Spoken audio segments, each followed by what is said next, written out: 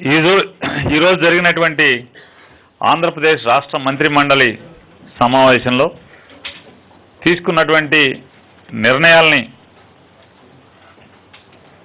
మీ ద్వారా ప్రజలందరికీ కూడా తెలియజేస్తూ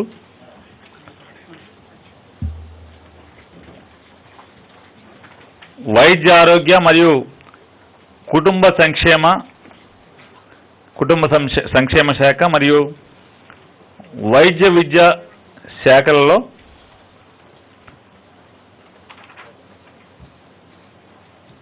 కొత్త ఉద్యోగాలని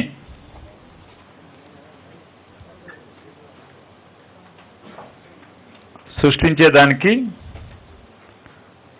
ఈరోజు మంత్రిమండలి నిర్ణయం తీసుకోవడం అయింది. మెడికల్ అండ్ హెల్త్ మరియు ఫ్యామిలీ వెల్ఫేర్ డిపార్ట్మెంట్ ద్వారా 1285 వివిధ కేటగిరీలకు సంబంధించినటువంటి ఉద్యోగ నియామకాలని కొత్తగా చేపట్టాలని, అలాగే మున్సిపాలిటీల పరిధిలో ఉన్నటువంటి వైఎస్ఆర్ అర్బన్ క్లినిక్స్లో అంటే 560 అర్బన్ క్లినిక్స్ ఉన్నాయి. ఈ 560 అర్బన్ క్లినిక్స్లో వివిధ అంటే ఇప్పటికీ ఏఎన్ఎంలు కానీ ఇట్లాంటి పోస్టుల్ని డాక్టర్లు కానీ ఇట్లాంటివన్నీ కూడా ఇప్పటికే మంజూరు చేయడం జరిగింది. అందులో డాక్టర్ రాసిన ప్రిస్క్రిప్షన్కి అంటే డాక్టర్ సూచించినటువంటి మందులు ఇవ్వటం కోసం ఫార్మసిస్ట్ ఉద్యోగాలు 560 కొత్తగా ఫార్మసిస్టుల్ని పోస్టుల్ని నియామకం చేసుకుంటాకి నిర్ణయం తీసుకోవడం జరిగింది. వెరసి ఈ 1285 వివిధ కేటగిరీలకు సంబంధించిన ఉద్యోగాలు కానీ ఈ వైఎస్ఆర్ అర్బన్ క్లినిక్స్లో 560 ఫార్మసిస్ట్ పోస్టులు కానీ మొత్తం కలిపి 1845 కొత్త ఉద్యోగాల్ని నియామకం చేయాలని చెప్పని, అలాగే వైద్య విద్యా శాఖలో డైరెక్టర్ ఆఫ్ మెడికల్ ఎడ్యుకేషన్ డిపార్ట్మెంట్లో టీచింగ్ ఫ్యాకల్టీ కానీ నర్సింగ్ పోస్టులు కానీ పారామెడికల్స్ కానీ అన్నీ కలిపి 2190 మందిని కొత్తగా ఉద్యోగాలు నియామకం చేయాలని చెప్పని వెరసి ఈ మొత్తం కలిపి 4035 కొత్త పోస్టుల్ని మంజూరు చేస్తూ రాష్ట్ర మంత్రిమండలి నిర్ణయం తీసుకోవటం. జగన్మోహన్ రెడ్డి గారి ప్రభుత్వం లక్ష్యం వైద్య ఆరోగ్య శాఖలో వివిధ విభాగాల కింద మొత్తంగా వైద్య ఆరోగ్య శాఖలో ఉద్యోగ నియామక లక్ష్యం 41,308 ఉద్యోగాలుగా లక్ష్యంగా ఏర్పాటు చేసుకుని 2019 జూన్ జగన్మోహన్ రెడ్డి గారి ప్రభుత్వం ఏర్పాటైన దగ్గర నుంచి ఈ రోజు వరకు 26,917 కొత్త ఉద్యోగాల్ని వైద్య ఆరోగ్య శాఖలో కానీ వైద్య విద్యలో కానీ నియామకాలు చేపట్టడం జరిగింది. ఇవన్నీ కూడా పర్మనెంట్ పోస్టులని. అలాగే ఈ రోజు నుండి మిగతా 14,391 ఉద్యోగాల్ని నియామక లక్ష్యంగా ఏర్పాటు చేసుకున్నాం. దానిలో భాగంగా 4,035 కొత్త ఉద్యోగాల్ని నియామకం చేసుకుంటాకి ఈరోజు మంత్రిమండలి తీర్మానం చేయడం జరిగింది.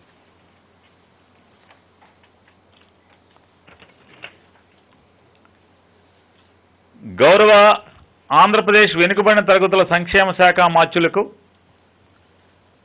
రాష్ట్రంలో వెనుకబడిన కులాల జనగణనను ఈ 2021 జనాభా లెక్కల ప్రక్రియలో చేర్చుటకు గాను కేంద్ర ప్రభుత్వాన్ని అభ్యర్థించుటకు అసెంబ్లీలో తీర్మానాన్ని ప్రవేశపెట్టుటకు ఆంధ్రప్రదేశ్ బీసీ సంక్షేమ శాఖ మాత్యులకు అధికారాన్ని ఇస్తూ తీర్మానం చేయడం జరిగింది. ఇది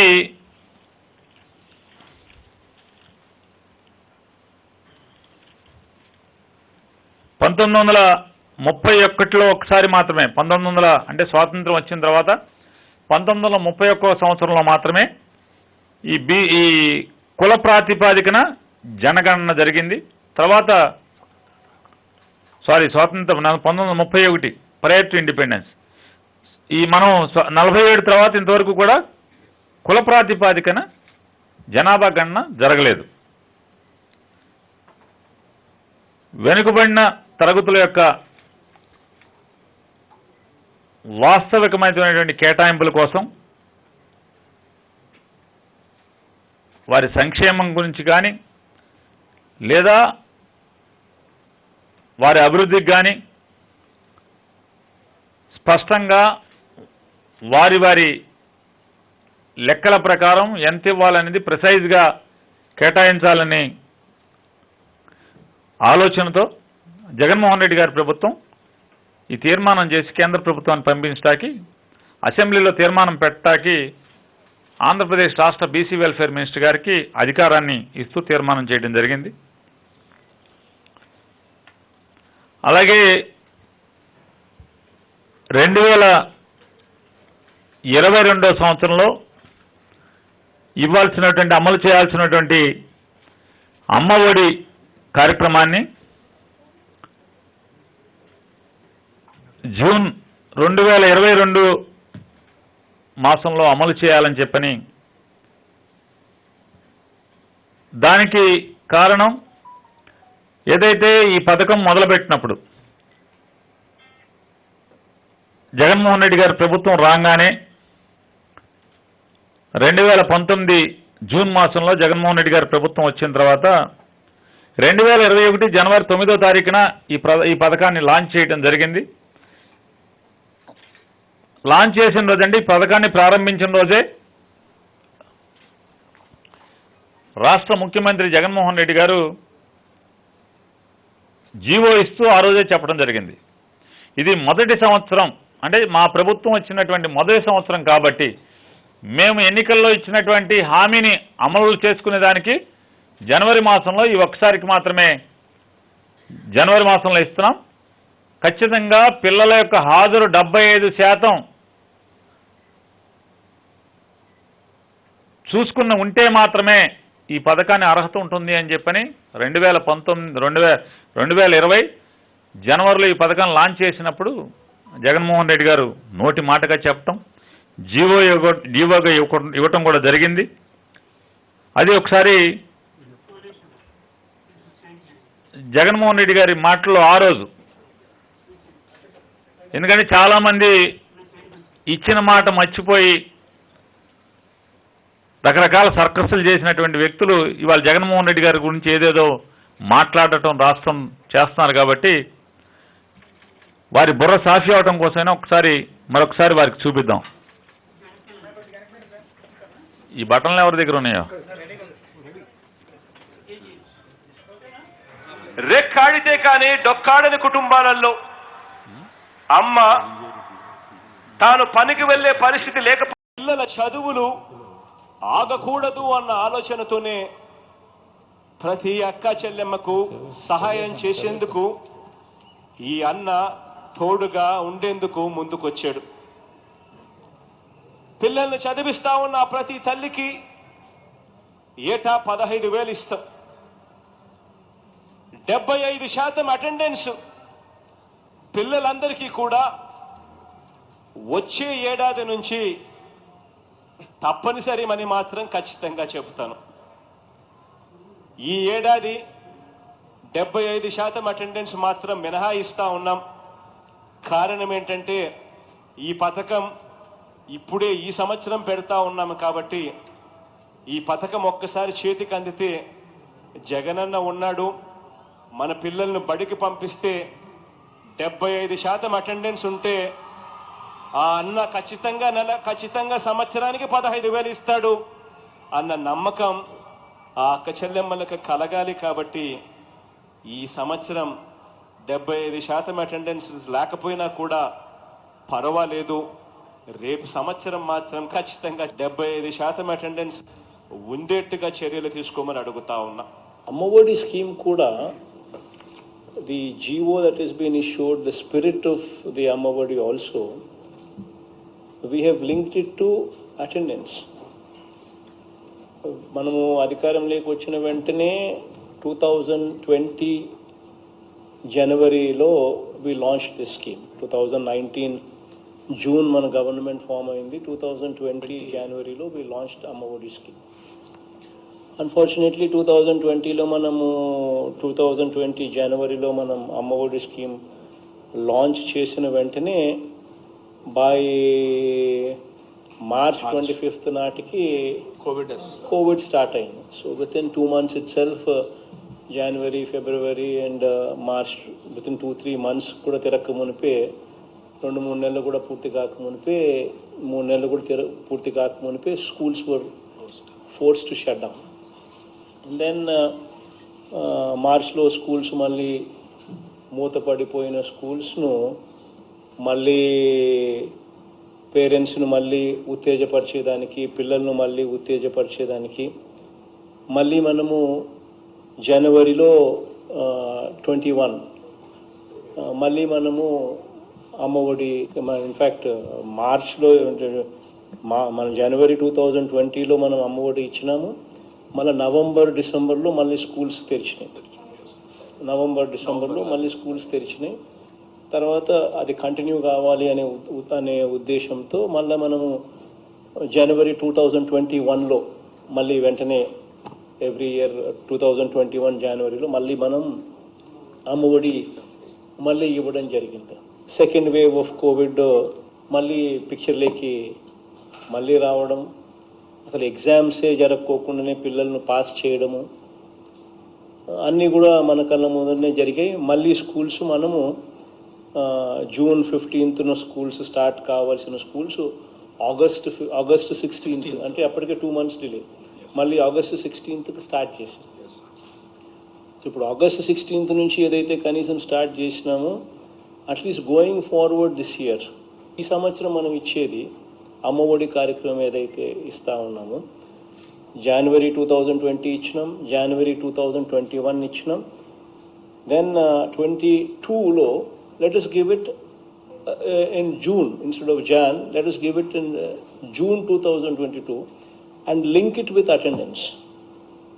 స్కూల్ ఎన్ని రోజులు అయితే ఆపరేట్ చేసాము అన్ని రోజుల్లో కనీసం 75% attendance, which actually is the GO. కానీ మనం తీసుకొని రాలేకపోతే అమ్మఒడి అనే పథకానికి సీరియస్నెస్ అనేది ఉండదు. ఏప్రిల్లో అటెండెన్స్ దాకా చూసుకొని 75% అటెండెన్స్ను మనము కోరిలేట్ చేసి మళ్ళీ జూన్లో మళ్ళీ స్కూల్ స్టార్ట్ చేస్తాం. సో మేలో we will correlate, April end దాకా స్కూల్ ఉంటుంది. మేలో we will correlate the attendance. జూన్లో స్కూలు స్టార్ట్ చేసే నాటికి కొద్దిగా అటు ఇటుగా స్టార్ట్ చేసే రోజు, లేదా స్టార్ట్ చేసేదానికన్నా కొద్ది రోజులు ముందో లేకపోతే సంథింగ్ లైక్ స్టార్ట్ చేసే రోజుకి అనుకుందాం. స్టార్ట్ చేసే రోజుకి అమ్మఒడితో కూడా, so Amma Vodi and Vidya Kanuka more or less both of these things should motivate children to come to schools. And అటెండెన్స్తో లింక్ చేయడం వల్ల that purpose will be achieved, what actually it was intended for. ఏదైతే మనం చూసాం, విన్నాం, కానీ మాట్లాడేవాళ్ళు మాట్లాడుతుంటారు. ఇక అది వాళ్ళ విజ్ఞతకు వదిలేద్దాం. అందుకోసం నేను తల్లిదండ్రులకి మీ ద్వారా ఆంధ్రప్రదేశ్ రాష్ట్రంలోని పిల్లల తల్లిదండ్రులకి, ప్రత్యేకించి అమ్మలకందరికీ విజ్ఞప్తి చేసేది, 8 నవంబర్ 2021 నుండి ఏప్రిల్ 30, 2022 వరకు సుమారుగా 130 రోజులు ఈ విద్యా సంవత్సరంగా మనకు కనపడుతుంది. ఈ 130 రోజుల్లో ఖచ్చితంగా మీ పిల్లల్ని 75 రోజులు స్కూలుకు పంపాల్సినటువంటి అవసరం ఉంది. ఈ అమ్మఒడి పథకం కనుక మీరు అర్హులుగా రావాలి అంటే కనుక ఖచ్చితంగా 8 నవంబర్ 2021 నుంచి ఏప్రిల్ 30, 2022 వరకు 75% హాజరు ఖచ్చితంగా ఉండి తీరాలి. గడిచిన 2 ఏళ్ళు ఎందుకు చూడలేదంటే 2 ఏళ్ళు కోవిడ్ వచ్చింది కాబట్టి. మొదటి సంవత్సరం అప్పుడే ప్రభుత్వం వచ్చింది జగన్ గారిది, ఇచ్చిన మాట నిలబెట్టుకుంటాడు, తండ్రిలాగా రాజశేఖర రెడ్డి గారిలాగా జగన్ కూడా నిలబెట్టుకుంటాడనే మాట కోసమే ఆ రోజు నమ్మకం కలగటానికి, ఎస్ జగన్మోహన్ రెడ్డి గారు మాట చెప్పాడంటే నిలబడతాడని తల్లులకి నమ్మకం కలగటం కోసం 2020 జనవరిన ఈ పథకాన్ని లాంచ్ చేస్తూ ఆ రోజు జీవో ఇవ్వడం జరిగింది. కోవిడ్ వచ్చింది, 2 కోవిడ్-1 కోవిడ్-2 రావటం వల్ల ఆ జీవోని ఖచ్చితంగా అమలు చేయలేని పరిస్థితి వచ్చింది. కాబట్టి ఇవాళ మళ్ళీ స్కూల్స్ ప్రారంభమైనాయి, పునఃప్రారంభమైనాయి. కాబట్టి అందరికీ విజ్ఞప్తి చేసేది ఖచ్చితంగా 75% ఈ 130 రోజుల్లో 75% హాజరు వచ్చేట్టుగా మీ పిల్లల్ని బడికి పంపమని చెప్పని కూడా మీ అందరికీ విజ్ఞప్తి చేస్తున్నాం. జగన్మోహన్ రెడ్డి గారి ప్రభుత్వంలో వివిధ సంక్షేమ కార్యక్రమాల ద్వారా అర్హత ఉన్నప్పటికి కూడా టెక్నికల్ అబ్జెక్షన్స్ వల్ల, సాంకేతికమైనటువంటి అవరోధాల వల్ల ఎవరైనా అర్హత ఉండి కూడా పథకంలో లబ్ధి చేకూరకుంటే కనుక అలా ఇక నుంచి అలా జరిగిన వారందరినీ కూడా జూన్లో ఒకసారి, ప్రతి సంవత్సరం 2 సార్లుగా, జూన్లో ఒకసారి అలాగే డిసెంబర్లో ఒకసారి వారి ద్వారా అంటే అప్ టు మే వరకు, అంటే జనవరి నుంచి మే వరకు ఎవరెవరైతే అర్హత ఉండి కూడా ఆ పథకంలో లబ్ధి చేకూరలేదో వారందరి అర్జీలు తీసుకుని అన్నీ స్క్రూటనైజ్ చేసి మళ్ళీ ఒకసారి టెక్నికల్ ఫ్లాస్ అన్నీ కూడా ఉంటే సాంకేతిక అవరోధాలన్నీ కూడా అధిగమించి జూన్లో ఇవ్వటం జరుగుతుంది. మళ్ళీ జూలై నుంచి నవంబర్ వరకు ఎవరెవరైతే ఆ జూన్ మాసంలో కూడా రాని వాళ్ళు ఎవరన్నా ఉంటే కనుక దాంట్లో మళ్ళీ డిసెంబర్లో వారిని చేర్చి ఇవ్వటం జరుగుతుంది. ఈ రకమైన ఏర్పాటు కోసం కేవలం ఈ నవరత్నాలు, అమ్మ ఒడి, ఇట్లాంటి చేయూత ఇట్లాంటివే కాకుండా రేషన్ కార్డుకు కానీ, ఇంటి స్థలానికి కానీ, అంటే ఇంటి స్థలం పొందటానికి కానీ అర్హత ఉండి స్థలం రాలేదు, రేషన్ కార్డు అర్హత ఉండి రేషన్ కార్డు రాలేదు, ఇట్లా వీరందరి దగ్గర అర్జీలు తీసుకుని అవన్నీ కూడా వ్యాలిడేట్ చేసి అర్హత కలిగిన ప్రతి ఒక్కరికి కూడా జూన్లో ఒకసారి, డిసెంబర్లో ఒకసారి ప్రతి పథకాన్ని, జగన్మోహన్ రెడ్డి గారి ప్రభుత్వం ఇచ్చేటువంటి ప్రతి పథకాన్ని ఎవరైతే అర్హత ఉండి రాని వారు ఉంటారో వారందరికీ జూన్లో ఒకసారి, డిసెంబర్లో ఒకసారి ఈ పథకం అర్హులుగా చేర్చి ఇవ్వటానికి మంత్రిమండలి ఈ సవరణ నిర్ణయం తీసుకోవడం జరిగింది. అలాగే 1965 సినిమాటోగ్రఫీ చట్టాన్ని సవరించాలని, ఆన్లైన్ వ్యవస్థ ద్వారా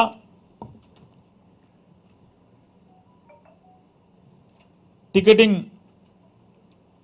పద్ధతి ప్రవేశపెట్టాలని, ఈ ఆన్లైన్ టికెటింగ్ ప్రవేశపెట్టే వ్యవస్థ Andhra Pradesh film development and television development corporation వారి ఆధ్వర్యంలో నిర్వహించేందుకు మంత్రిమండలి తీర్మానం చేయడం జరిగింది.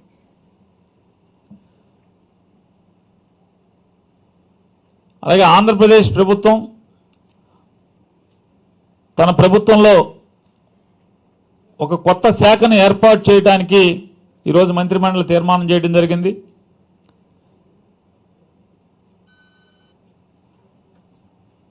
Economically weaker sections welfare department, దాని పేరు ఈడబ్ల్యూఎస్ వెల్ఫేర్ డిపార్ట్మెంట్.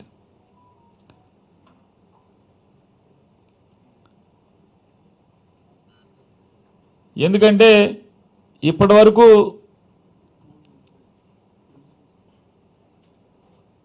ముందుగా సోషల్ వెల్ఫేర్ డిపార్ట్మెంట్ ఏర్పాటైంది, తర్వాత BC welfare department, tribal welfare, తర్వాత బీసీ వెల్ఫేర్, మైనార్టీ వెల్ఫేర్, ఒక్కొక్క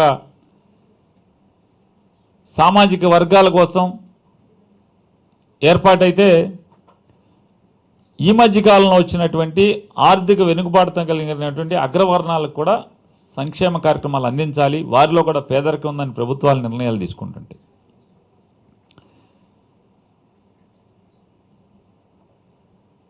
ఈ అగ్రవర్ణాలని సంక్షేమ కార్యక్రమాలు అమలు చేసేదాన్ని మెచ్చుకోవాల్సింది పోయి వాళ్ళకి ఇంజక్షన్లు చేసే కార్యక్రమం, సూదులు పెట్టి గిల్లే కార్యక్రమం, గోళ్ళు బాగా పెంచుకుని గోకే కార్యక్రమం. మీరు బ్రాహ్మణులు అయి ఉంటే దేవస్థానంలో ఎండోమెంట్స్ డిపార్ట్మెంట్లో మిమ్మల్ని కలవటువంటి గుడ్డబ్బులన్నీ కూడా బ్రాహ్మణ కార్పొరేషన్కి వాడేస్తున్నారని, ఈలోపుగా వారి మనకు అన్యాయంగా ఇది దేవుడి డబ్బులు ముట్టుకోకపోయినా సరే ముట్టుకున్నామని నింద వస్తుందని ఎవరో ఒక ఆయన అధికారి గబగబా దాన్ని ఏం చేద్దాం మరి మిగతా కార్పొరేషన్లతో పాటుగా బీసీ కార్పొరేషన్ కలిసి అంటే బ్రాహ్మణులను బీసీలో కలుపుతారా అని చెప్పి ఇంకోటి గెలుతూ ఉంటాడు. ఏదో ఒకటి బ్రాహ్మణులకు సంక్షేమం అందుతుందనేటువంటి ఆనందపడేటువంటి తత్వం పోయింది. ఎంతసేపు విషం జిమ్మే కార్యక్రమం. అట్లాగే అగ్రవర్ణాల్లోని క్షత్రియులను కానీ కమ్మలను కానీ కాపులను కానీ రెడ్లను కానీ ఇలాంటి అనేక అగ్రవర్ణాలని కార్పొరేషన్లు ఏర్పాటు చేసి వాళ్ళని ఎక్కడ కలపాలంటే బీసీలు అంటే మమ్మల్ని బీసీ కలుపుతారని ఒక ఆయన అంటాడు, ఒక ఆయన సాంఘిక మమ్మల్ని ఎస్సీల్లో కలుపుతారని ఒక ఆయన అంటాడు, లేకపోతే మమ్మల్ని వాళ్ళని తెచ్చి మమ్మల్ని కలుపుతారని. అసలు ఎవడెవడు ఇదంతా ఒకే మాట్లాడేవాడంటే ఒకే మైకులో రకరకాల మాటలు. ఇదంతా చెరువు గట్టు మీద చెరువు మీద పెద్ద బంగ్లా కట్టేసి అక్కడ మైకులు పడేసి ఎవడికాడు వచ్చి గంటకు ఒకడు వాగి వెళ్ళిపోతుంటాడు. ఈడు మాగిందని ఆడికి సంబంధం ఉండదు, ఆడి వాగిందని ఈడికి సంబంధం ఉండదు. ఇట్లాంటి క్షుద్రశక్తుల కోసం చేతబడులు చేసేవాళ్ళ కోసం తప్పుడు మాటల్ని ప్రజల్లోకి ప్రచారం తీసుకెళ్లేదానికి వీళ్ళ నోళ్లు మూయించడం కోసం ఈడబ్ల్యూఎస్ వెల్ఫేర్ డిపార్ట్మెంట్ అనే దాన్ని ప్రభుత్వం నిర్ణయం తీసుకుని ఏర్పాటు చేయడం జరుగుతుంది.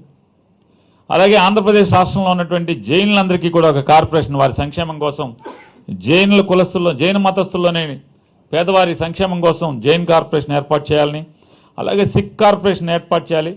సిక్కులు ఆంధ్రప్రదేశ్ రాష్ట్రంలో ఉన్నటువంటి సిక్కుల్లో పేదవారి కోసం వారి సంక్షేమం కోసం సిక్ కార్పొరేషన్ ఏర్పాటు చేయాలని నిర్ణయం తీసుకునే క్రమంలో మంత్రివర్గంలో ముఖ్యమంత్రి గారి దృష్టికి ఒక సంఘటన కూడా తీసుకొచ్చారు. సరే వీరిలో అందరిలో కూడా వెలమల్లో కొప్పు వెలమ కాకుండా ఓసీ వెలమ కూడా ఉన్నారు. పద్మ వెలమని ఆది వెలమని ఇట్లాంటి ఓసీ వెలమ ఉన్నారు. వారు ఎందులో లేకుండా ఉన్నారు. వారి గురించి కూడా మీరు ఇప్పటికే బీసీ వెల్ఫేర్ డిపార్ట్మెంట్కి ఎండార్స్మెంట్ ఇచ్చారు. దీన్ని కొత్త కార్పొరేషన్ ఏర్పాటు చేయటమా లేకపోతే దేంట్లోనే కలపటమా స్టడీ ఎగ్జామిన్ చేయమని. దాన్ని అలాగే ఉండిపోయిందంటే ఇమీడియట్గా వారికి కూడా వెలమలకు కూడా ఆది వెలమ పద్మ వెలమలకు కూడా వాళ్ళలో ఉన్న పేదరికాన్ని పట్టించుకునే దానికి పేదరికంలో ఉన్నటువంటి వారి సంక్షేమం కోసం కూడా దానికి కూడా తొందరలో క్యాబినెట్కి తీసుకురామని కూడా ముఖ్యమంత్రి గారు ఆదేశాలు ఇవ్వటం జరిగింది. అట్లాగే ప్రతి సంవత్సరం నవంబర్ 1వ తారీఖున వైఎస్ఆర్ జీవన సాఫల్యత పురస్కారాలని అలాగే వైఎస్ఆర్ సాఫల్యత పురస్కారాలని అందించాలని చెప్పని ఎవరైతే రాష్ట్ర అభ్యున్నతి కోసం ప్రజాభ్యున్నతి కోసం సాంస్కృతిక అభ్యున్నతి కోసం పనిచేసేటువంటి సంస్థలు ఉంటాయో ఆ సంస్థల్ని 8 సంస్థల్ని అలాగే వ్యవసాయం కోసం వ్యవసాయ అభివృద్ధి కోసం వ్యవసాయంలోని మెళుకుల కోసం పనిచేసేటువంటి అభ్యుదయ రైతులకి ఒక కేటగిరీగాను కళలు సంస్కృతి ఈ రెండిట్లో అవిరళ సేవలు కృషి చేసినటువంటి అందించినటువంటి వారికి అలాగే సాహిత్యంలో కృషి చేసిన వారికి జర్నలిజంలో కృషి చేసిన వారికి మరియు వైద్య ఆరోగ్యంలో కృషి చేసిన వారికి అంటే మొత్తంగా వైఎస్ఆర్ జీవిత సాఫల్య అవార్డులు 29 వైఎస్ఆర్ సాఫల్య పురస్కారాలు 30 మందికి ప్రతి సంవత్సరం ఆంధ్రప్రదేశ్ రాష్ట్ర అవతరణ దినోత్సవం రోజున జరపాలి అని చెప్పని మంత్రిమండలి ఈరోజు నిర్ణయించడం జరిగింది.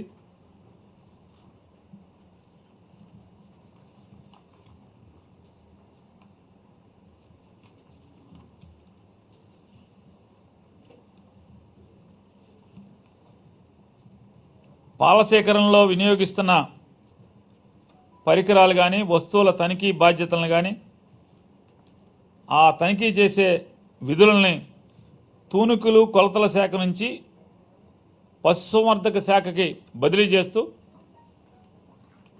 మంత్రిమండలి తీర్మానం చేయడం జరిగింది. ప్రధాన ఉద్దేశం జగన్మోహన్ రెడ్డి గారి యొక్క ఆలోచన ఆంధ్రప్రదేశ్ రాష్ట్ర ప్రభుత్వం మరి ప్రత్యేకించి జగన్మోహన్ రెడ్డి గారి ప్రభుత్వం ఈ పాల వెల్లువని గ్రామాల్లో ప్రతి చోట పెద్ద ఎత్తున పాల దిగుబడి పెరగాలని చెప్పని దానికోసం అని చెప్పని అంటే ప్రతి ఇంటి ఆడపడుచుకి ఇదొక ఆదాయ వనరుగా, పాడి అనేది ఒక ఆదాయ వనరుగా ఆ ఇంటి ఇల్లాలికి ఉండాలని చెప్పని పెద్ద ఎత్తున ప్రోత్సహిస్తున్న సంగతి మనందరికీ తెలుసు. దానిలో భాగంగా వారు ఈ పాలు పోసేటువంటి రైతులు ఎవరు కూడా మోసపోకుండా ఉంటాకి దాన్ని పశుసంవర్ధక శాఖ ద్వారా చూసేదానికి, నియంత్రించేదానికి నిర్ణయం చేయడం జరిగింది. అలాగే మావోయిస్టు మరియు వారితో పాటు మరికొన్ని సంస్థల్ని మరొక సంవత్సర కాలం పాటు నిషేధిస్తూ మంత్రిమండలి తీర్మానం చేయడం జరిగింది. తూర్పుగోదావరి జిల్లా పి గన్నవరంలో కొత్త అగ్నిమాపక కేంద్రాన్ని ఏర్పాటు చేయడానికి రాష్ట్ర మంత్రిమండలి తీర్మానం చేయడం జరిగింది. తూర్పుగోదావరి జిల్లా పి గన్నవరంలో కొత్తగా ఏర్పాటయ్యేటువంటి ఈ అగ్నిమాపక కేంద్రం దానిలో పనిచేయడం కోసం కొత్తగా 19 మంది ఉద్యోగస్తుల నియామకం చేయడానికి కూడా మంత్రిమండలి తీర్మానం చేయడం జరిగింది. ఇది పి గన్నవరంలో ఏర్పాటు చేయడానికి ముఖ్యమంత్రి గారి యొక్క సూచన మేరకు అక్కడ గెయిల్ కానీ ఆయిల్ కానీ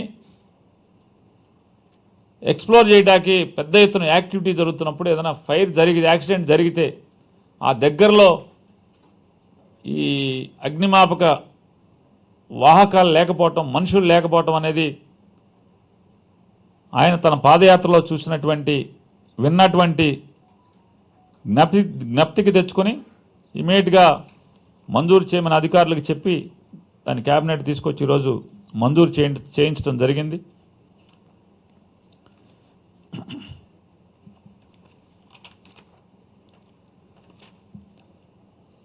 రాష్ట్రంలోని రైతాంగానికి నాణ్యమైన, నిరంతరంగా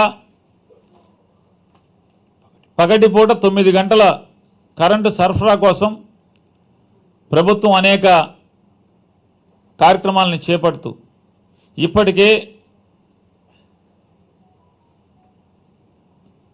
కొన్ని వేల కోట్ల రూపాయలని క్వాలిటీ కరెంట్ సప్లై చేయడం కోసం జగన్మోహన్ రెడ్డి గారి ప్రభుత్వం ఖర్చు పెట్టగా భవిష్యత్తులో ఈ ఉచిత విద్యుత్ అనేది ప్రభుత్వానికి భారంగా మారకుండా ఉండటం కోసం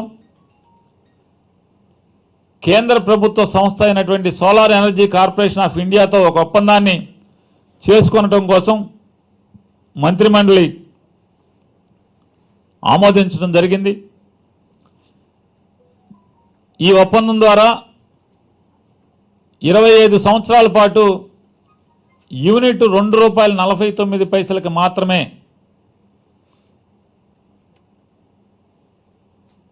కొనుగోలు చేసేలాగా ఒప్పందం చేసుకోవటం, ఏడాదికి 7,000 మెగావాట్ల సోలార్ విద్యుత్తును కొనుగోలు చేయడం ద్వారా సుమారుగా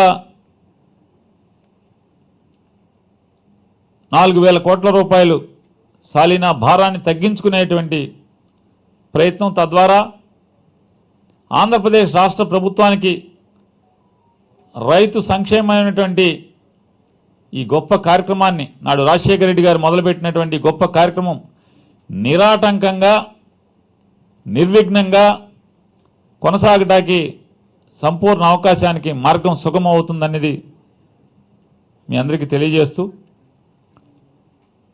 విశాఖ జిల్లా భీమిలి మండలం కొత్త వలసలో విశాఖ శారదా పీఠానికి 15 ఎకరాల భూమిని కేటాయిస్తూ తీర్మానం చేయడం జరిగింది. సంస్కృత పాఠశాల, వేద విద్య అభ్యాసానికి ఏర్పాటు చేయుచున్నటువంటి శారదా పీఠానికి ఈ భూమి హైందవ సాంప్రదాయాన్ని కొనసాగించడానికి వారు చేస్తున్న కార్యక్రమానికి ప్రోత్సాహకరంగా ఈ భూమిని ఇవ్వటం జరుగుతుంది. అనంతపురం జిల్లా రాప్తాడు మండలం బొమ్మపర్తి గ్రామంలో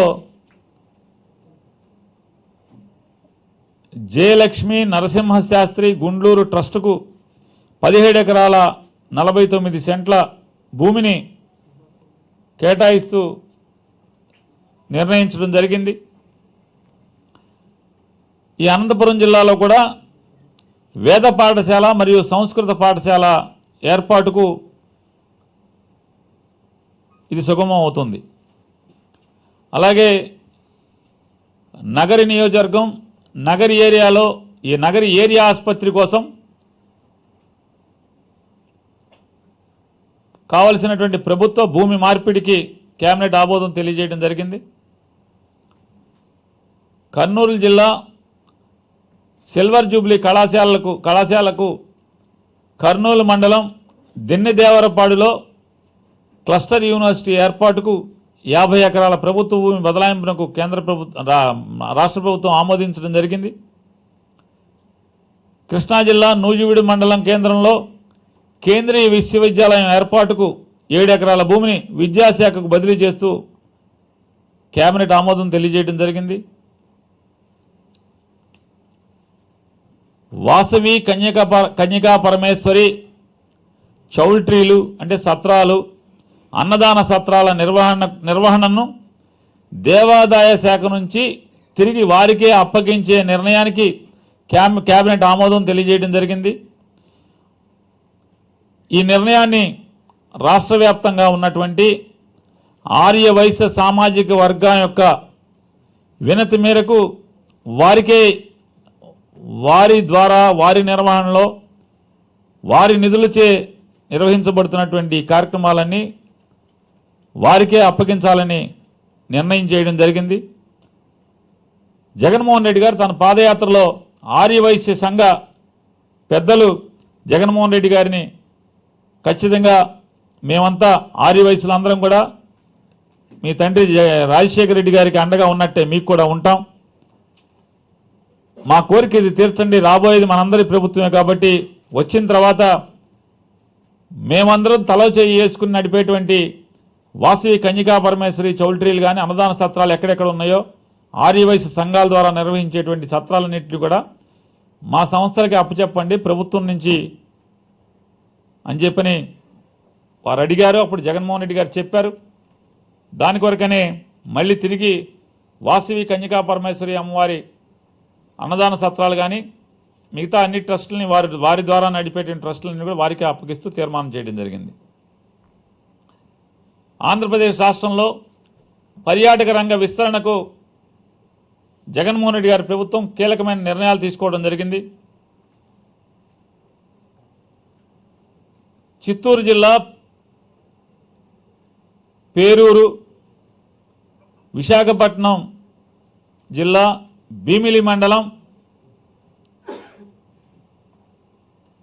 అన్నవరంలోను, కడప జిల్లా గండికోటలోను, చిత్తూరు జిల్లా హార్సీ హిల్స్లోను, తూర్పుగోదావరి జిల్లా పిచ్చుకలంకలో మొత్తంగా రాష్ట్రంలోని 5 ప్రాంతాల్లో లగ్జరీ రిసార్ట్ల నిర్మాణానికి భూమి అప్పగిస్తూ కేబినెట్ ఆమోదం తెలియజేయడం జరిగింది. ఇవన్నీ కూడా టూరిజం డిపార్ట్మెంట్కి వెంటనే మళ్ళీ దీంట్లో భూతద్దాలు ఎతకబాకండి, స్నేహితుల్ని నా వెల్ విషర్స్ కొంతమందికి చెప్తున్నాను.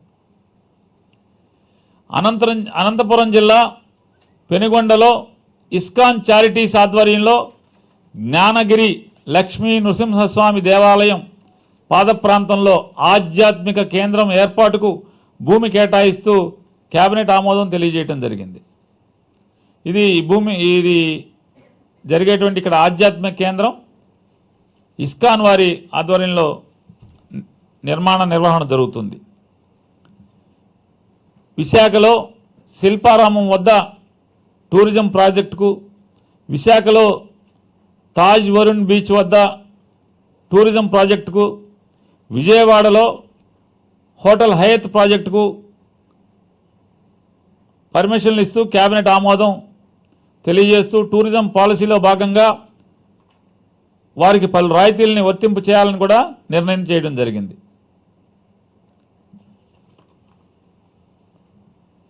ప్రకాశం జిల్లా వాడరేవులో ఫిషింగ్ హార్బర్ నిర్మాణానికి పరిపాలనా అనుమతులను మంజూరు చేస్తూ రాష్ట్ర మంత్రిమండలి ఆమోదం తెలియజేయడం జరిగింది. విశాఖపట్నం మధురవాడలో అదానీ ఎంటర్ప్రైజెస్ ఆధ్వర్యంలో 2000 మెగావాట్ల data centre park, business park, skill development యూనివర్సిటీలకు 130 ఎకరాలను కేటాయిస్తూ కేంద్ర కేబినెట్ ఆమోదం తెలియజేయడం జరిగింది.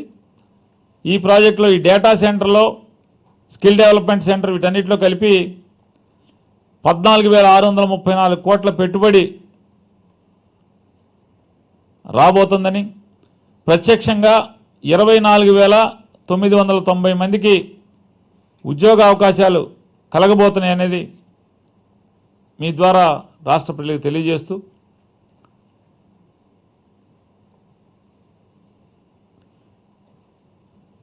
వైఎస్ఆర్ కడప జిల్లా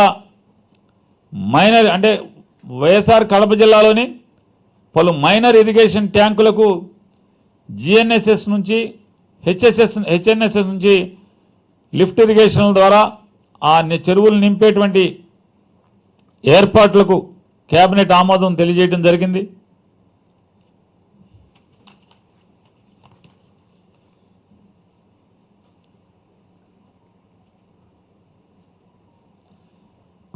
అలాగే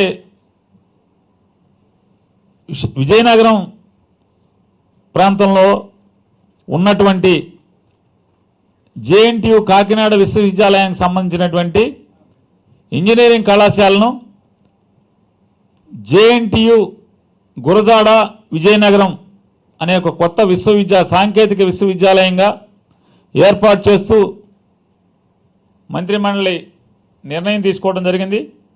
అలాగే ప్రకాశం జిల్లాలో ఆంధ్రకేసరి విశ్వవిద్యాలయం ఏర్పాటుకు కూడా ఇప్పటికే నిర్ణయం తీసుకున్నారు. ఈ రెండు జేఎన్టీయు జీవి అంటే జేఎన్టీయు గురజాడ విజయనగరం, ఆంధ్రకేసరి విశ్వవిద్యాలయం ప్రకాశంలో ఈ రెండు విశ్వవిద్యాలయాల ఏర్పాటు కోసం ఆర్డినెన్స్ తేవడానికి రాష్ట్ర మంత్రిమండలి ఆమోదం తెలియజేయడం జరిగింది.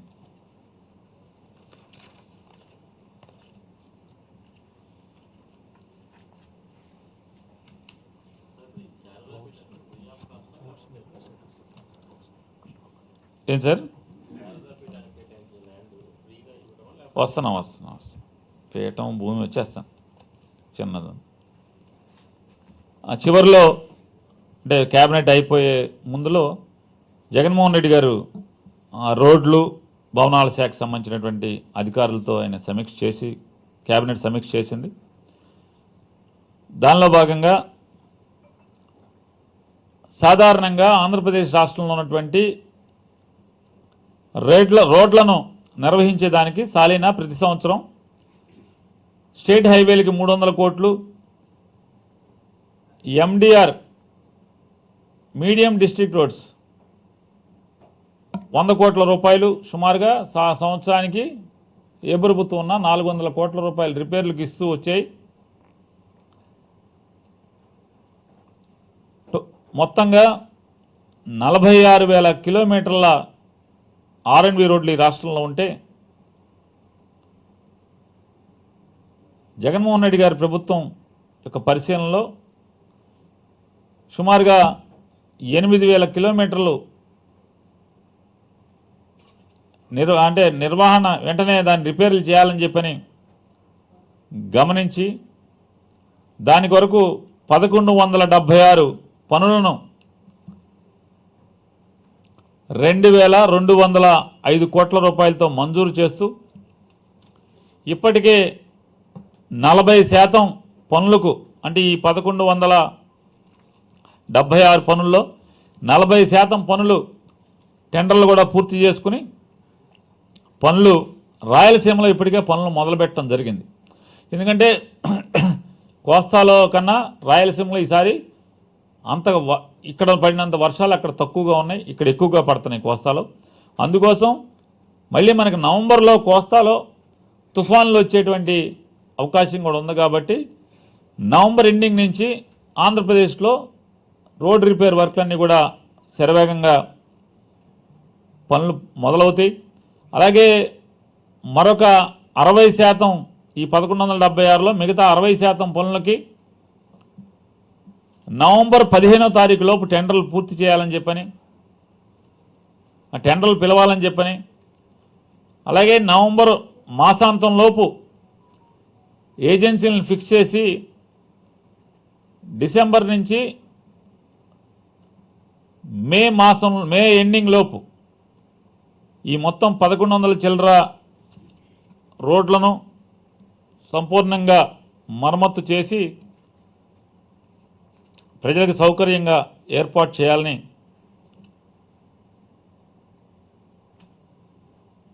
ముఖ్యమంత్రి గారు ఆదేశించడం జరిగింది అధికారులను.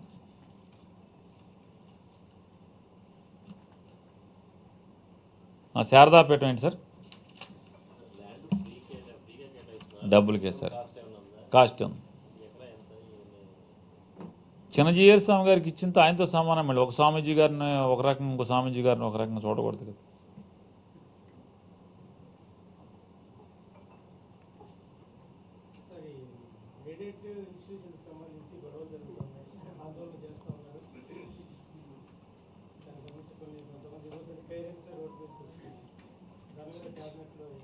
అసలు అది ఆ వీడియో ఇస్తే బాగుండేది. ఉందా అది? జగన్ గారు ఎయిడెడ్ కాలేజీల గురించి ఎయిడెడ్ ఇన్స్టిట్యూషన్స్ గురించి కేటగారికల్గా చెప్పింది లేదా? ఈలోపు నేను ఏదో వీళ్ళతో సరదాగా మాడుతుంటే గబాలను తెప్పించండి అది.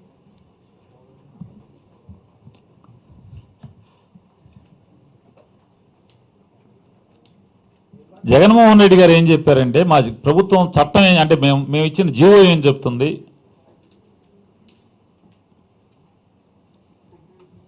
ఇందులో స్వచ్ఛందంగా తప్పితే ఏదైనా ఎయిడెడ్ పాఠశాల, ఏదైనా ఎయిడెడ్ విద్యా సంస్థ ఎవరిని కూడా బలవంతం చేయడానికి వీల్లేదు. ప్రభుత్వం లేదా ప్రభుత్వ అధికారులు కానీ ఆ ట్రస్టుల్ని ఒత్తిడి చేయకూడదు, బలవంతం చేయకూడదు, బెదిరించకూడదు. వాస్తవంగా వందల సంవత్సరాల క్రితం, దశాబ్దాల క్రితం విద్యా వ్యవస్థని విస్తరింపజేయాలి అనే గాంధీ గారి పిలుపు మేరకు అనేక చోట్ల ఎయిడెడ్ ట్రస్ట్లు, అంటే ట్రస్ట్ ద్వారా ఎడ్యుకేషన్ అనేది స్టార్ట్ అయింది.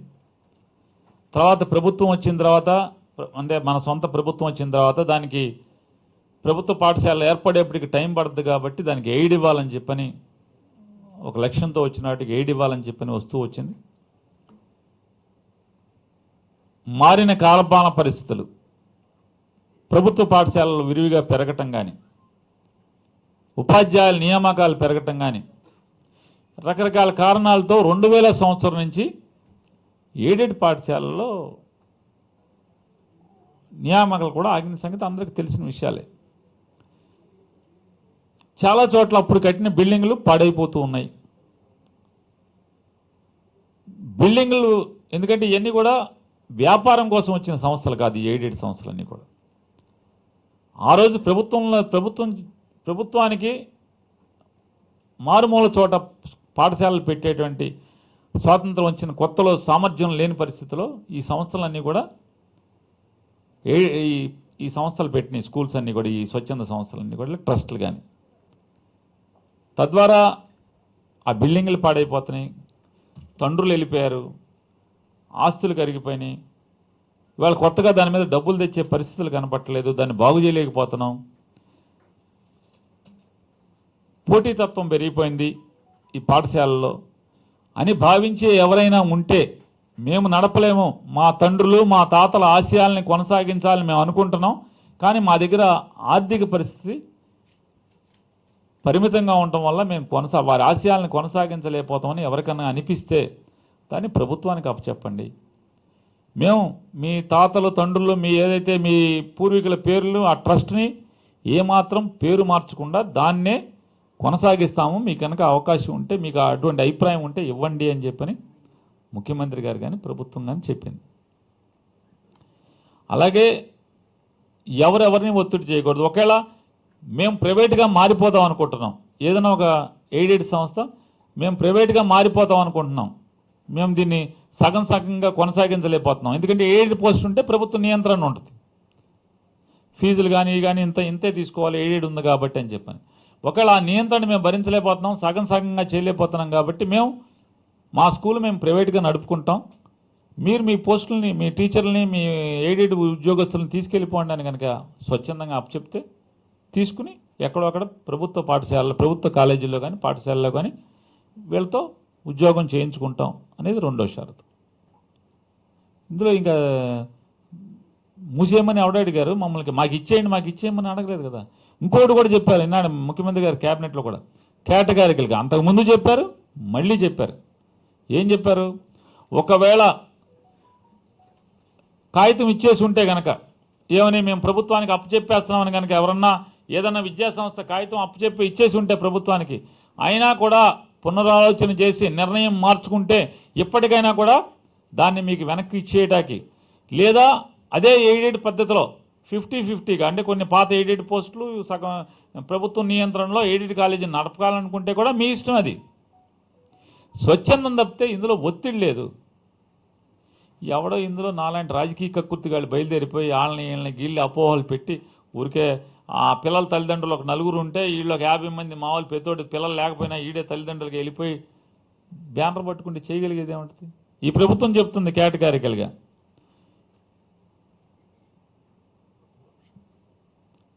చెప్పేశాను సార్, అది చెప్పాను. అంటే ప్రభుత్వ నియంత్రణలో ఎయిడెడ్ పాఠశాలగా, ఎయిడెడ్ సంస్థగా కొనసాగించాలన్నా మీ ఇష్టం, లేదు టీచర్లు మనకు అప్పచెప్పి ప్రైవేట్గా కొనసాగించాలన్నా మీ ఇష్టం, ఐచ్ఛికం ఇది. లేదు బాబు సంస్థనే నడపలేకపోతున్నాం, సున్నాలు వేయలేకపోతున్నాం, మొత్తం మీరే తీసుకుని మా తండ్రులు తాతల పేర్లు కానీ సంస్థ కానీ పేర్లు మార్చకుండా నడుపుకోండి అని చెప్పని. ఈ మూడో చాయిస్ తప్పితే అసలు బలవంతం లేదని చెప్తున్నాను. ఎందుకు మూసేయాల్సిన అవసరం ఉంది?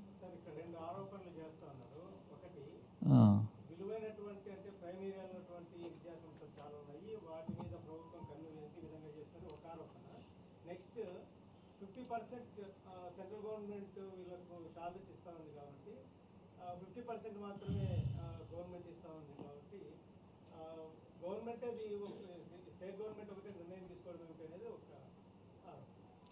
అంటే ఎవరు తీసుకోవాలంటారు మీరు చెప్పేది? ఏం చెప్పడం కదా సార్, వాళ్ళు చేశారు. ఏమండి జాండీస్ వచ్చినాడికి మొత్తం అంతా కూడా ఇల్లుగా కనపడుతుంది. మీకు నాకు జాండీస్ వచ్చిందనుకోండి, మనకంతా అసలు మొత్తం జయరాజు గారు నల్ల సొక్క వేసుకున్నా కూడా పసుపు సొక్క వేసుకుంటున్నాడు అంటే అనిపిస్తుంది అంతే.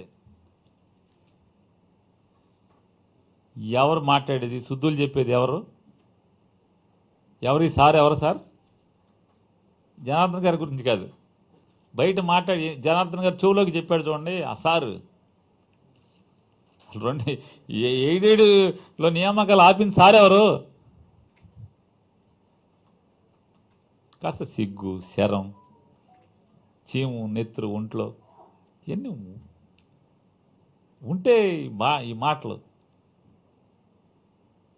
ఏంది మన కర్మ? ఇప్పుడు మేము ఆరోపణ అంటే ఏం చెప్ అసలు బాబు నాకు వద్దే, నీకు స్వచ్ఛందంగా ఇస్తే తీసుకుంటామని చెప్తుంటే ఒత్తిడి లేదు, బలవంతం లేదంటే ఇంకే నాకు అర్థం కావట్లేదు.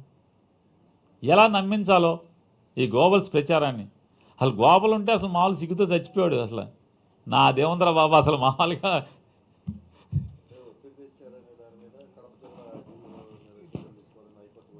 ఏంటండి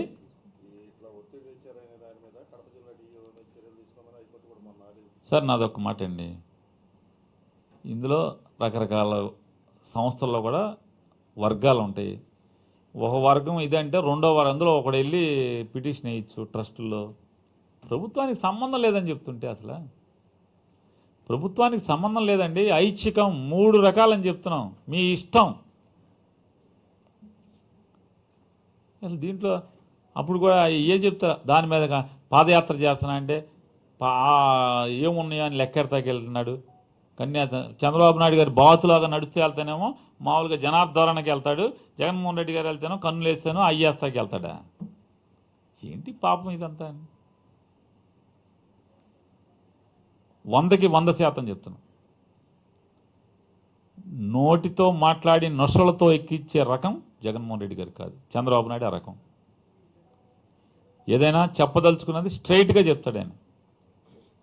నాలాంటి వాళ్ళు ఏమన్నా అట్టకాదు ఇట్ట అన్నా సరే సార్లేరు వాగరా బాబు, అలా కాదు ఇది వాస్తవం చెబుదాం, తప్పే ఉంది.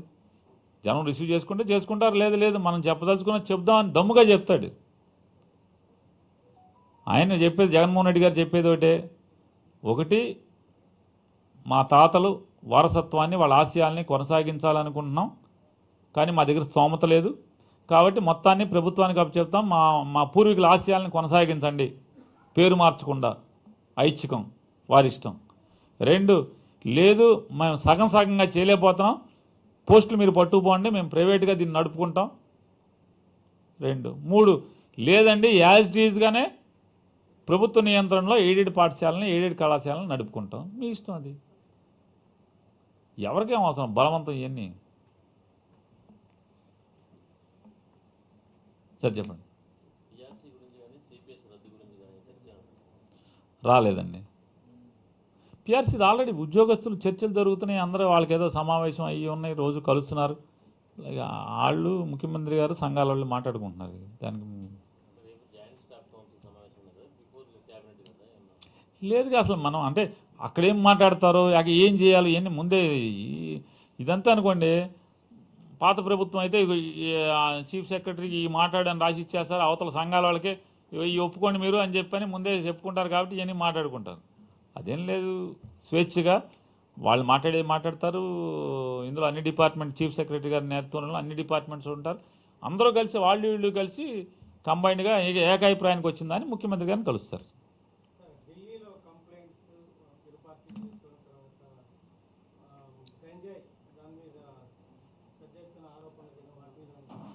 ఏంటి గంజాయి ఆరోపణలు ఏంటి నాకు అర్థం కాలేదు. ఏంటి గంజాయి ఏంటండి? ఎక్కడ? ఏ ట్రైబల్ ఏరియా? అదేంటి సార్?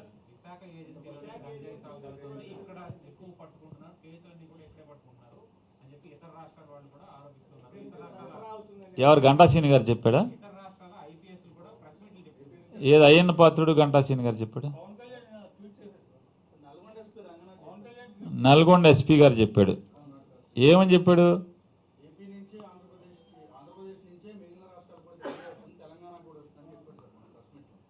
హైదరాబాద్లో డ్రగ్స్ ఎక్కడి నుంచి వస్తున్నాడు చెప్పలేదు రంగనాథ్. హైదరాబాద్ నిండా డ్రగ్స్ ఉన్నాయని చెప్పని రోజు మీ టీవీలో ఇట్లా వేస్తున్నారు కదా.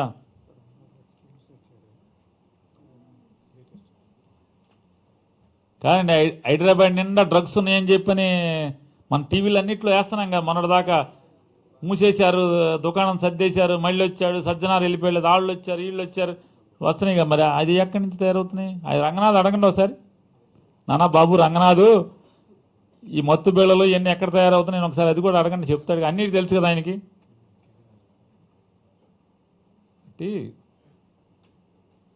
సాక్షాత్తు అందగాడు ప్రస్తుత ఎమ్మెల్యే, 2017లో మంత్రి,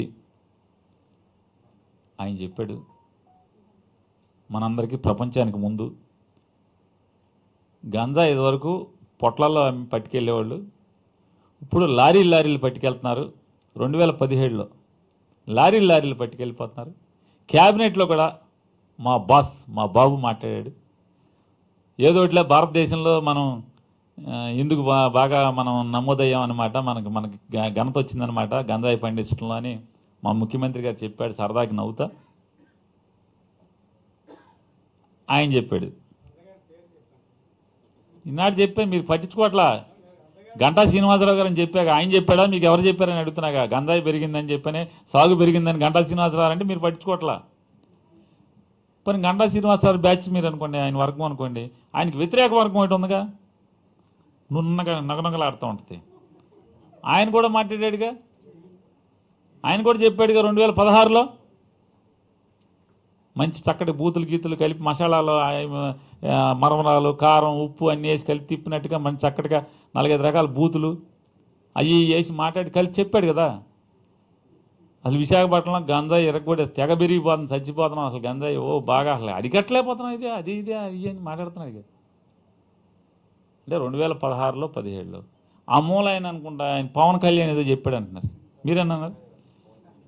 గౌరవ్ పవన్ కళ్యాణ్ గారు వారు నిన్న అసలు వరద అనమాట, సగా సగా సగా సగా సగా మామూలుగా అసలు ఏదో సినిమాలు తుపాకీలు కాల్చేస్తాడు మెషిన్ గన్ లాగా ఓ ట్వీట్లు పాపం ఆ జీతగాడు ఎవరో పాపం జీతం ఎంత తీసుకున్నాడో తెలియదు కానీ బాగా ఆయన దాంట్లో రెండో ట్వీట్లో ఆయన ఉంది. మొదటి ట్వీట్లో ఏమో రంగనాథ్ గారి స్టేట్మెంట్ ఉంది. రెండో ట్వీట్ ఏం చెప్పాడంటే, నేను 2018లో ఏఓబీలో పాదయాత్ర చేస్తుంటే జనం కోసం తిరుగుతుంటే, జనం సమస్యలు తెలుసుకుంటా తిరుగుతుంటే అప్పుడే చెప్పారు,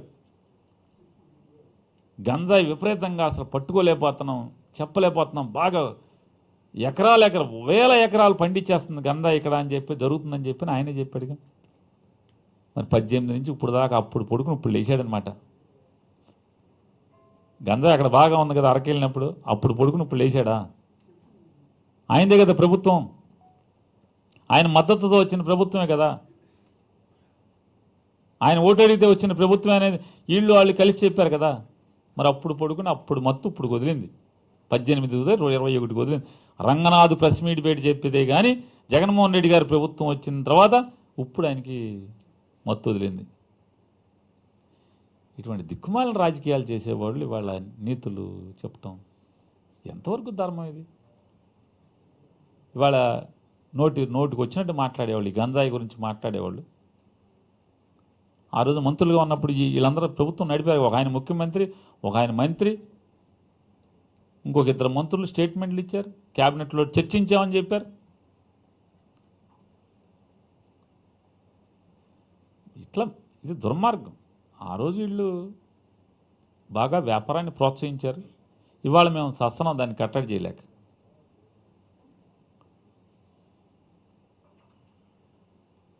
ఎకనామిక్ టైమ్స్లో ఒక వీడియో ఉంది, కావాలంటే మీకు పంపిస్తాను, చూసుకోండి ఎవరన్నా. 2018లో ఎకనామిక్ టైమ్స్ విలేకరి వీడియో కెమెరా తీసుకుని ఆంధ్రప్రదేశ్ ఏజెన్సీ ఏరియాలో నార్త్ ఆంధ్రాలో భారతదేశానికి హబ్బుగా మారింది అని చెప్పి ఆయన 2018లో ఇచ్చాడు. పేపర్లో వచ్చేశారు, వీడియోలో చూపించాడు గంజాయి తోటల్ని, గంజాయి మొక్కల్ని, అక్కడ మనుషులతో మాట్లాడాడు. ఎక్కడికి తీసుకెళ్తున్నారు వీళ్ళు? ఎవరు వీళ్ళ విలువలేంటి? వీళ్ళ మాట్లాడేది వాళ్ళ అంత పచ్చిగా. మా దురదృష్టం వాళ్ళతో అవతల ప్రత్యర్థులు అటువంటి వాళ్ళతో రాజకీయాలు చేయటం. మీ అందరి దురదృష్టం వాళ్ళ దగ్గర అంటే వాళ్ళ ప్రభుత్వంలో అట్టా జరిగి మళ్ళీ వాళ్ళు అట్టా మాట్లాడటం, వాళ్ళని మనం చూసి రావటం, రికార్డు చేయటం, అది దాన్ని బయట జనాలకు రాయటం, వాడు చెప్పింది వాగింది రాయటం, ఇదంతా మా అందరి దురదృష్టం.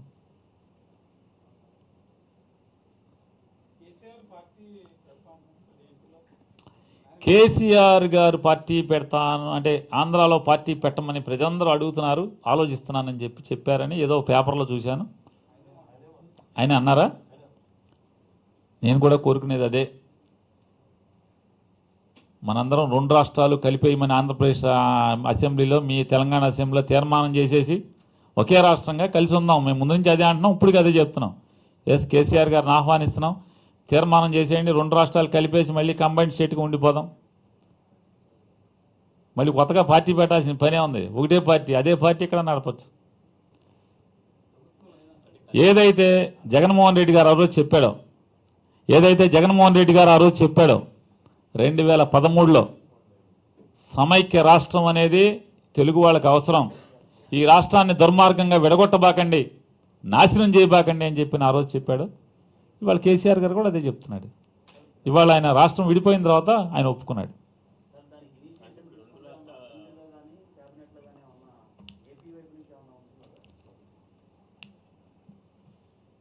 ముందుగా నన్ను ఆ చివరి ఆయన పేర్లు చెప్తుంటే బాధపడిపోతున్నారు. ఇదేంటి అసలు మన పేర్లు చెబుతాడేంటి అని చెప్పని. మా ఊరు ఆయన ఉన్నాడు ఆ చివర. ఆయన ఏమన్నాడు, ముందుగా మీరు ఇనిషియేటివ్ తీసుకుంటారని. ముందు టీకి పిలిచింది ఎవరు? ఆయన పిలిచాడు మా ఊరైనా. నేను వెళ్ళి టీ దాకా వచ్చాక మళ్ళీ ఆయన నేను పిలిచి మా ఇంటికి కూడా రండి, మా ఊరైనా టీకి అని పిలవాలి. ముందు అక్కడికి వెళ్ళి లేకపోతే మన వాళ్ళకి ఫోన్ చేసి, బాసు ఒకసారి వెళ్ళి ఆయన్ని ఒకసారి తీర్మానం చేయమని అడుగు, ఇనిషియేట్ చేయమను, ఇక్కడ మేము నానిని వీళ్ళని తగులుకుంటామని మీరు చెప్తే బాగుంటుంది.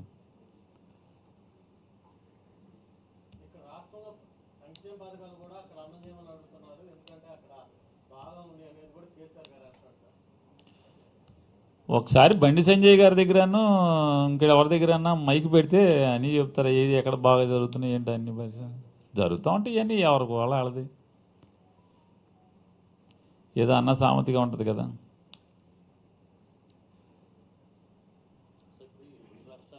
ఊరంతా పల్లకీల మాత ఇంటో ఈగల మాత అని అట్లా ఉంటా ఉంటుంది ఇవన్నీ మామూలే.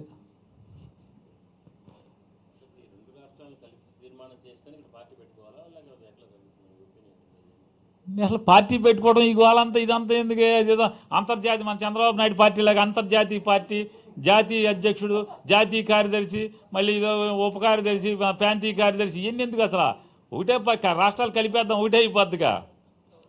మళ్ళీ మీరు కూడా అంతర్జాతీయ టీఆర్ఎస్ జాతీయ టీఆర్ఎస్ ప్రాంతీయ టీఆర్ఎస్ ఇవన్నీ ఎందుకు అసలు అంతే కదా. ఎందుకు సమస్య ఎందుకు జనం ఎవడు కోటేస్తే అడిగి అవుతారు.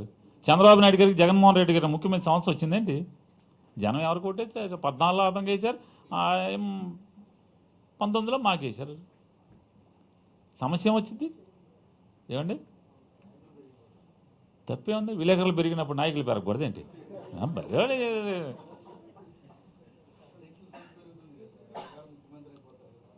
తప్పే ఉంది. భారతదేశంలో ఎన్ని పార్టీలు ఉన్నాయి ఎందుకు మమ్మల్ని చూసి ఈడ్చిపడతారు రాజకీయ పార్టీలను చూసి మీరు.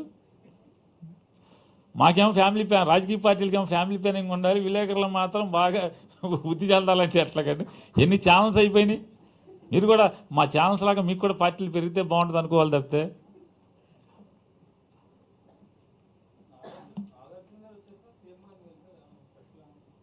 ప్రశ్నలే ఉండదు అంత సాదానే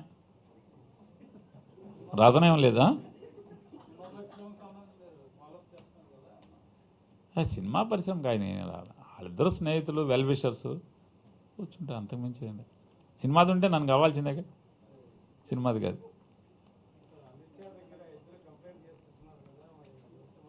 ఎవరు కంప్లైంట్ చేశారు అసలు అమిత్ షా ఎవరితో మాట్లాడాడు ఇవన్నీ డమాం పుసుకెళ్ళండి ఇవన్నీ మన కర్మ. అసలు ఎంత ఆశ్చర్యం ఏంటంటే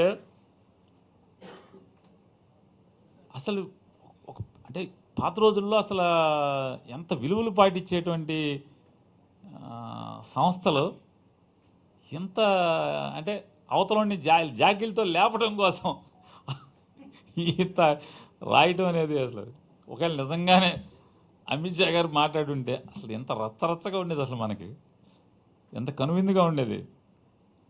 అసలు ఏం మాట్లాడకుండా ఫోన్ చేసాడు లేదు అందు గదిలోకి వెళ్ళాడు ఫోన్ మాట్లాడి లీక్ ఎందుకు చెప్పచ్చుగా వచ్చి శనివారం నాడు వెళ్తా అని చెప్పాడు కదా అమిత్ షాతో ఫోన్ మాట్లాడాడు ఆయన లీక్ ఎందుకు అసలు. నేను అమిత్ షా గారితో మాట్లాడాను అమిత్ షా గారు నాతో ఇది మాట్లాడాడు. మళ్ళీ ఢిల్లీలో వచ్చిన తర్వాత ఇప్పుడే బయటకు వచ్చి ఇప్పుడే నాకు అమిత్ షా గారు ఫోన్ చేసి చాలా బాధపడ్డాను నువ్వు వచ్చి ఎప్పుడు నేను కలవలేకపోవటం అనేది నా దౌర్భాగ్యం అక్కడికి నేను పడతా లేస్తా పరిగెత్తుకుంటూ వచ్చాను నీకు పని ఉండి వెళ్ళిపోయామని చెప్పారు మళ్ళీ ఎప్పుడు వస్తావు ఎదురు చూస్తుంటానని చెప్పని నాకు ఫోన్ చేశాను ఒక మాట చెప్తే సరిపోయేది కదా లీకులు ఎందుకు దానికి. ఇవన్నీ అసలు వింత వింత రాజకీయాలు అసలు ఆంధ్రప్రదేశ్ రాష్ట్రంలో ప్రస్తుతం మనం చూస్తున్నది. ఉండొచ్చు అనుకుంటున్నాం ఎందుకంటే మనకి మీరు నేను అందరం కలిసి తిరిగేవాళ్ళం కదా 6 నెలల్లోపు జరగాల్సిందే కదా ఆ డేట్లు మీరు లెక్కెట్టేసే ఉన్నారు. ఇది జరుగుతుంది తొందరలోనే ఉంటుంది ఎట్లా 6 మంత్స్లో ఖచ్చితంగా జరగాలి కదా. థ్యాంక్ యూ అండి. అలాగా నవ్వద్దు ఆయన అడిగాడు కానీ ఎవరిని అడగాలో వాళ్ళని అడగాలి మీరు. ఎవరు అన్నీ చెప్తే ఆయన ముఖ్యమంత్రులు ఎందుకు అవుతారు అన్నీ చెప్తారు కొన్ని చెప్తారు ఏది కావాలో అది చెప్తారు ఏముంటుంది ఇవన్నీ. ఇప్పుడు మీకు ఎప్పుడు ట్రాన్స్ఫర్ అని మీ ఆయన చెప్తాడా ఇన్పుట్ హెడ్డా ఆయన ఏమంటారు ఇన్పుట్ హెడ్ అని ఇన్పుట్ ఎయిటర్ మీకు ఎప్పుడు ట్రాన్స్ఫర్ చేస్తాడండి ఆయన చేసినప్పుడు మీరు వెళ్తాం అంతే.